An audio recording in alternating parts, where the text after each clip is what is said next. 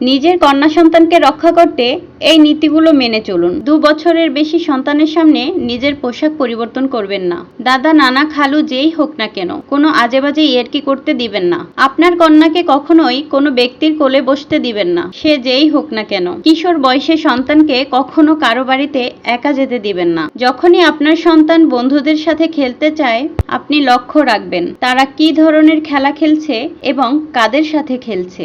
আপনার সন্তানের মোবাইলের ব্রাউজিং হিস্টোরি চেক করুন। সে গুগলে কি সার্চ করছে, কোন ধরনের ভিডিও দেখছে। সন্তানকে নিজের ঠিকানা ভালোভাবে শেখাবেন এবং সর্বনিম্ন 2টো ফোন নম্বর মুখস্থ করাবেন। পরিবারের সবার সাথে খাওয়ার অভ্যাস তৈরি করুন। এতে করে সবার সাথে একটা আত্মিক সম্পর্ক গড়ে উঠবে।